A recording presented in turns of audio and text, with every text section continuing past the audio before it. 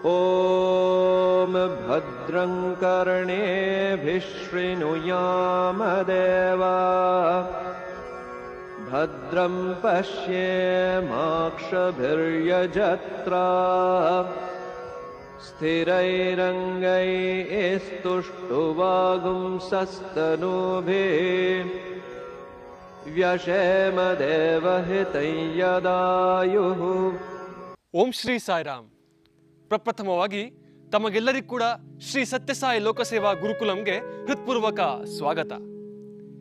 ಶ್ರೀ ಸತ್ಯಸಾಯಿ ಲೋಕಸೇವಾ ಗುರುಕುಲಂ ಅನ್ನುವಂತಹ ಈ ಹೆಸರು ಬರೀ ಹೆಸರಿನಲ್ಲಿ ಮಾತ್ರವೇ ಇತರ ಎಲ್ಲ ಶಿಕ್ಷಣ ಸಂಸ್ಥೆಗಳಿಗಿಂತ ವಿಭಿನ್ನವಾಗಿಲ್ಲದೆ ತನ್ನ ಆಚಾರ ವಿಚಾರ ನೀತಿ ನಿಯಮಗಳಲ್ಲಿ ಯಾವ ರೀತಿ ಉತ್ಕೃಷ್ಟವಾಗಿದೆ, ಅಗಾಧವಾಗಿದೆ ಅನ್ನೋದನ್ನ ನಾವು ತಿಳಿದುಕೊಳ್ಳೋಣ.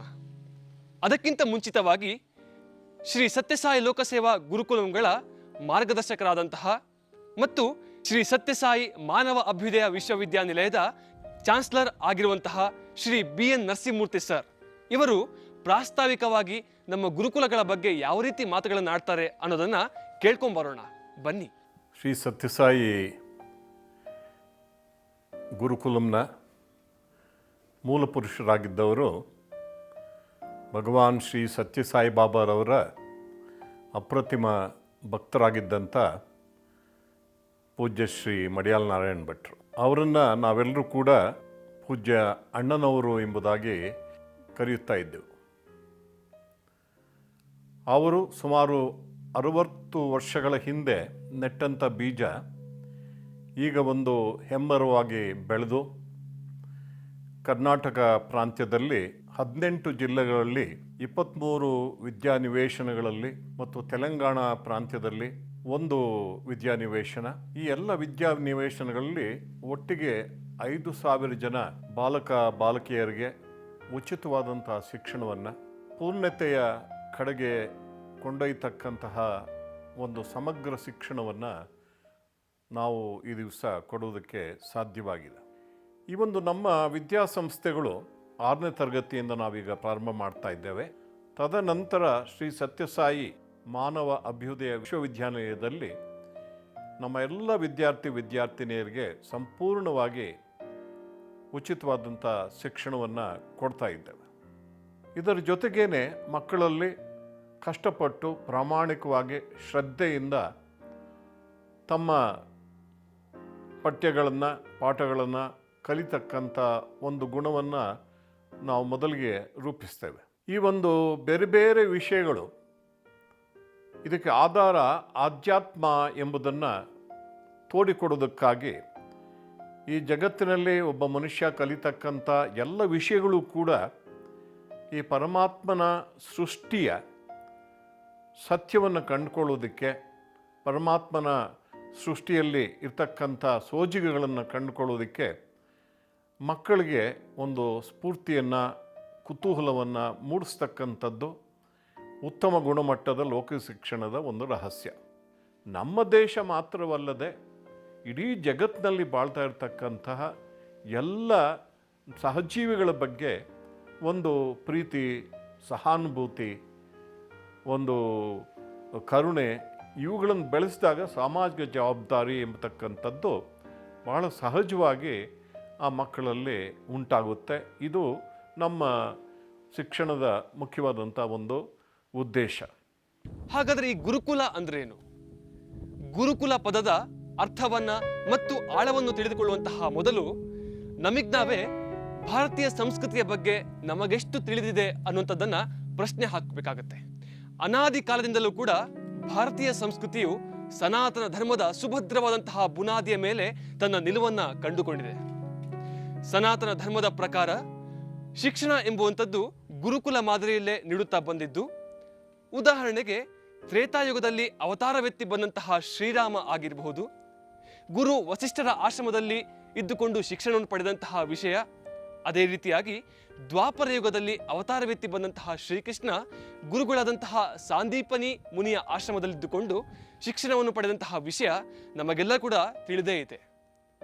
ಅದೇ ರೀತಿಯಾಗಿ ಈ ಗುರುಕುಲ ಶಿಕ್ಷಣವು ಹೃದಯ ಮತ್ತು ಜ್ಞಾನವನ್ನು ಬೆಳಗುವಂತಹ ಶಿಕ್ಷಣವನ್ನು ನೀಡುತ್ತಾ ಇತ್ತೆ ಹೊರತು ವ್ಯಾಪಾರದ ವಸ್ತು ಶಿಕ್ಷಣ ಆಗಿರಲಿಲ್ಲ. ಗುರುಕುಲ ಅಂದ ತಕ್ಷಣ ಕಣ್ಣು ಮುಂದೆ ಬರುವಂತಹ ಚಿತ್ರಣ ತಲೆ ಬೋಳಿಸಿದಂತಹ ಶಿಷ್ಯರು, ಕಾಡಿನಲ್ಲಿರುವಂತಹ ಗುರುಕುಲ, ಅದೇ ರೀತಿಯಾಗಿ ಜಟಾಧಾರಿಯಾದಂತಹ ಗುರು, ಇದೆಲ್ಲ ಕೂಡ ಬರುವಂಥದ್ದು ಸಹಜ. ಆದರೆ ನಮ್ಮ ಗುರುಕುಲ ಅದೇ ರೀತಿ ಇರುತ್ತಾ ಅನ್ನುವಂತಹ ಪ್ರಶ್ನೆ ನಿಮಗೆ ಬರಬಹುದು. ಈ ಒಂದು ಶಿಕ್ಷಣಕ್ಕೆ ಬುನಾದಿಯಾಗಿರ್ತಕ್ಕಂಥದ್ದು ಭಗವಾನ್ ಶ್ರೀ ಸತ್ಯಸಾಯಿ ಬಾಬಾರವರು ಜಗತ್ತಿಗೆ ನೀಡಿದಂಥ ಸಮಗ್ರ ಶಿಕ್ಷಣ ಸಿದ್ಧಾಂತ. ಅದನ್ನು ನಾವು ಶ್ರೀ ಸತ್ಯಸಾಯಿ ಸಮಗ್ರ ಶಿಕ್ಷಣ ಸಿದ್ಧಾಂತ ಎಂಬುದಾಗಿ ಹೇಳ್ತಾ ಇದ್ದೇವೆ. ಶರೀರ ಮಾಧ್ಯಮ ಖಲು ಧರ್ಮ ಸಾಧನಂ ಎಂಬುದಾಗಿ ಹೇಳಿದ ಹಾಗೆ ಈ ಶರೀರದ ಒಂದು ಆರೋಗ್ಯ, ಆ ಶರೀರದ ಒಂದು ಪುಷ್ಟಿ, ಇದಕ್ಕೆ ಬೇಕಾದಂತಹ ಒಂದು ಸರಿಯಾದಂಥ ಪೌಷ್ಟಿಕಾಂಶದಿಂದ ಕೂಡಿರ್ತಕ್ಕಂಥ ಆಹಾರ ಸೇವನೆ, ಇದಕ್ಕೆ ಬೇಕಾದಂಥ ವ್ಯಾಯಾಮ, ಯೋಗಾಭ್ಯಾಸ, ಸಾಹಸ ಪ್ರವೃತ್ತಿ ಮತ್ತು ಆಟೋಟಗಳಲ್ಲಿ ಒಂದು ರೀತಿಯಲ್ಲಿ ಒಂದು ಸ್ಪರ್ಧಾತ್ಮಕವಾದಂಥ, ಆರೋಗ್ಯಕರವಾದಂಥ ಸ್ಪರ್ಧಾತ್ಮಕವಾದಂಥ ಒಂದು ಮನೋಭಾವನೆ, ಇದು ದೈಹಿಕ ಶಿಕ್ಷಣಕ್ಕೆ ನಾವು ಪ್ರಾಧಾನ್ಯತೆಯನ್ನು ಕೊಟ್ಟಿದ್ದೇವೆ. ಮತ್ತು ನಮ್ಮ ಪ್ರತಿ ವರ್ಷ ನಡೀತಕ್ಕಂಥ ವಾರ್ಷಿಕ ಕ್ರೀಡಾ ಮತ್ತು ಸಾಂಸ್ಕೃತಿಕ ಉತ್ಸವದಲ್ಲಿ ನಮ್ಮ ಎಲ್ಲ 5,000 ಜನ ಮಕ್ಕಳು ಕೂಡ ಸೇರಿ ನೀಡ್ತಕ್ಕಂತಹ ಒಂದು ಪ್ರದರ್ಶನಗಳೇನಿದೆ, ಇದಕ್ಕೊಂದು ನಿದರ್ಶನವಾಗಿದೆ ಎಂಬುದಾಗಿ ಹೇಳ್ಬೋದು. ಇದರ ಕುರಿತಾಗಿ ನೀವು ಚಲನಚಿತ್ರವನ್ನು ಮುಂದೆ ನೋಡಲಿಕ್ಕೆ ಇದ್ದೀರಿ. ಪರಿತ್ರಾಣಾಯ ಸಾಧೂನಾಂ ವಿನಾಶಾಯ ಚ ದುಷ್ಕೃತಾಂ ಧರ್ಮ ಸಂಸ್ಥಾಪನಾರ್ಥಾಯ ಸಂಭವಾಮಿ ಯುಗೆ ಯುಗೆ ಎಂದು ದ್ವಾಪರ ಯುಗದಲ್ಲಿ ಭಗವಾನ್ ಶ್ರೀಕೃಷ್ಣ ಧರ್ಮ ಸಂಸ್ಥಾಪನೆಗೋಸ್ಕರ ಯುಗ ಯುಗಗಳಲ್ಲೂ ಅವತರಿಸಿ ಬರುತ್ತೇನೆಂದು ಮಾತನ್ನು ಕೊಟ್ಟಿದ್ದ. ಅಖಿಲ ಮಾನವ ಕೋಟಿಗೆ ಆನಂದವನ್ನೇ ಇತ್ತು ರಕ್ಷಿಸುವುದೇ ದೀಕ್ಷೆ ನನಗೆ. ಸನ್ಮಾರ್ಗವನ್ನು ತೊರೆದು ತಪ್ಪಿ ನಡೆದವರನ್ನೆಲ್ಲ ಕೈ ಹಿಡಿದು ಕಾಪಾಡುವುದೇ ವೃತವು ನನಗೆ. ಬಡ ಬಗ್ಗರಿಗಿರುವ ಕಡು ಕಷ್ಟಗಳ ಕಳೆದು ಇಲ್ಲದುದ ನೀಡುವುದೇ ಪ್ರೇಮ ನನಗೆ ಎಂದು ಹೇಳಿದವರು ಭಗವಾನ್ ಶ್ರೀ ಸತ್ಯಸಾಯಿ ಬಾಬಾರವರು. ಈ ಒಂದು ದೈವ ಸಂಭೂತರ ಅವತಾರ ಆಂಧ್ರ ಪ್ರದೇಶದ ಪುಟ್ಟಪರ್ತಿ ಅನ್ನುವಂತಹ ಸಣ್ಣ ಹಳ್ಳಿಯಲ್ಲಿ ನವೆಂಬರ್ 23, 1926ರಂದು ಜನನವಾಯಿತು. ಇಡೀ ಮಾನವ ಕುಲಕ್ಕೆ ಇವರು ಸಾರಿದಂತಹ ಸಾರ ಇಷ್ಟೇ: ಲವ್ ಆಲ್, ಸರ್ವ್ ಆಲ್. ಎಲ್ಲರನ್ನೂ ಪ್ರೀತಿಸು, ಎಲ್ಲರಿಗೂ ಸೇವೆಯನ್ನು ಮಾಡು ಅನ್ನುವಂಥದ್ದು. ಇವರು ಮಾಡಿದಂತಹ ಸಮಾಜ ಸೇವೆಗಳಿಂದ ಮತ್ತು ಇವರ ಪ್ರೇಮವನ್ನು ಕಂಡು ಯಾವ ರೀತಿ ಹೂವಿನ ಮಕರಂದವನ್ನು ಹೀರಲು ದುಂಬಿಗಳು ಬರುತ್ತೋ ಆ ರೀತಿಯಾಗಿ ಪ್ರಪಂಚದಾದ್ಯಂತ ಎಲ್ಲರೂ ಕೂಡ ಇವರ ಪ್ರೇಮವನ್ನು ಹೀರಲು ಆಕರ್ಷಿತರಾಗಿ ಬಂದು ಇವರ ಭಕ್ತರಾದರು. ಇದೇ ಒಂದು ಸಮನ್ವಯವನ್ನು ನಾವು ಕಂಪ್ಯೂಟರ್ ಮತ್ತು ಕಲ್ಚರ್ ಇವೆರಡರ ಸಮನ್ವಯ ಎಂಬುದಾಗಿ ಹೇಳ್ಬೋದು. ಅತ್ಯಂತ ಉನ್ನತವಾದಂಥ ಗುಣಮಟ್ಟದ ಆಧುನಿಕ ಲೌಕಿಕ ಶಿಕ್ಷಣದ ಜೊತೆಗೇನೆ ಆಧ್ಯಾತ್ಮಿಕ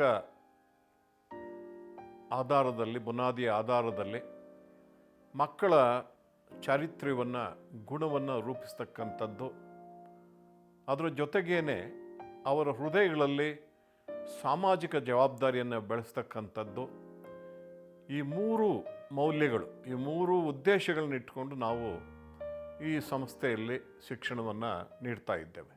ಭಗವಾನ್ ಸತ್ಯಸಾಯಿ ಬಾಬಾರವರು ಜ್ಯೋತಿ ಆಗಿದ್ರೆ ಅದನ್ನು ಪ್ರತಿಬಿಂಬಿಸುವಂತಹ ಕನ್ನಡಿ ಕರ್ನಾಟಕ ರಾಜ್ಯದ ದಕ್ಷಿಣ ಕನ್ನಡ ಜಿಲ್ಲೆಯ ಅಳಿಕೆ ಎನ್ನುವಂತಹ ಪುಟ್ಟ ಗ್ರಾಮದಲ್ಲಿ ಶ್ರೀ ಮಡಿಯಾಲ್ ನಾರಾಯಣ್ ಭಟ್ ಅನ್ನುವಂತಹ ರೂಪದಲ್ಲಿ ಇತ್ತು.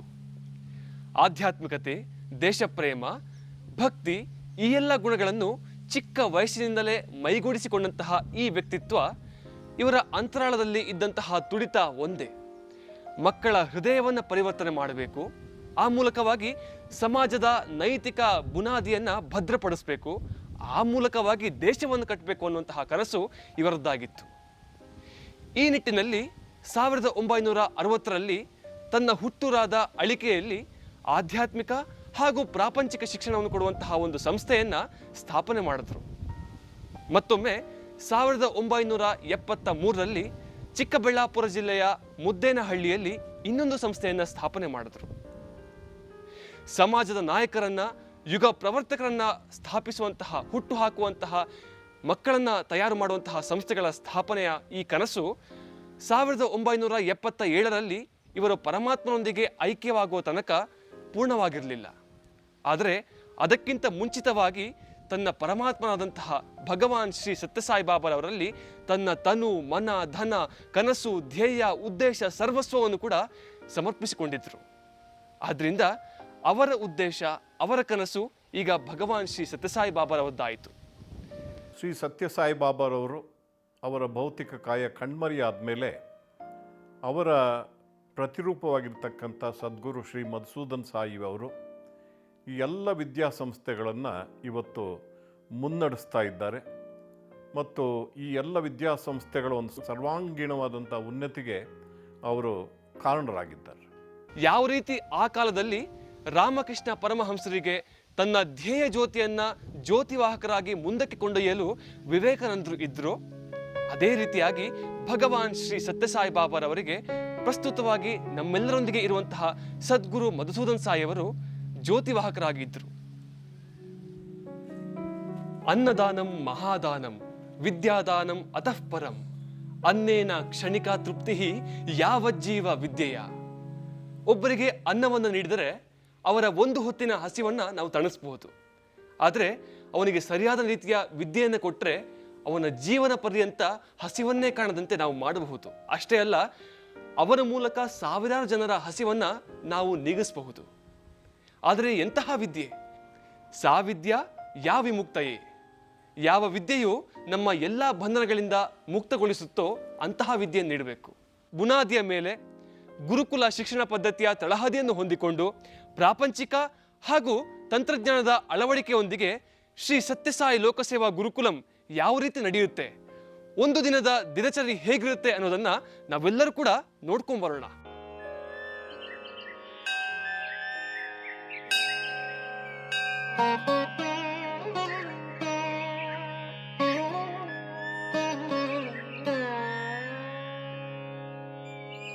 ईश्वराम्बा सुतः श्रीमन् पूर्वा सन्ध्या प्रवर्तते.